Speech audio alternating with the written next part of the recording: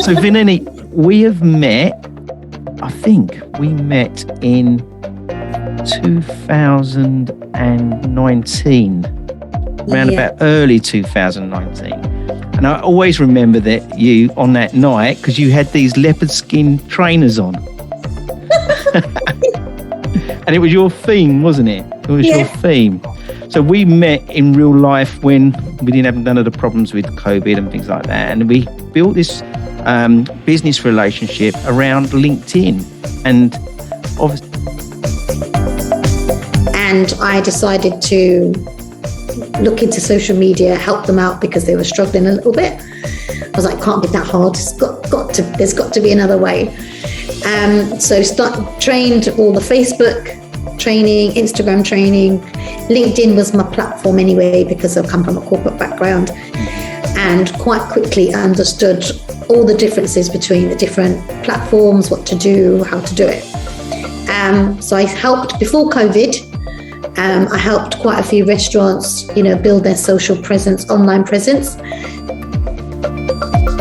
Did all the platforms really take off, or was LinkedIn the main one that really took off regarding the corporate side? For corporate, definitely LinkedIn, for B2B. And also people were really needed to learn how to understand Instagram and Facebook for B2C businesses. So it's that's the split really. But they can go crossover, but it's just primarily LinkedIn for B2B, B2C, Instagram and Facebook. So I'd like to focus just on the LinkedIn one because obviously we are mainly B2B regarding the audience that we have. And I want to touch on, so obviously we went into lockdown and people had their profiles. Obviously I'd been doing all my work in the late 2019 on mine, but so what things had to be done to get them from sort of going fully online? What sort of things did you have to focus on? Well, most people have a LinkedIn profile, but don't actually use it. It was more back in 2017, prior to 2017, it was literally a recruitment database. It's where you would go to look for a job. You might have your education on there, your work experience, and it was just a CV database primarily.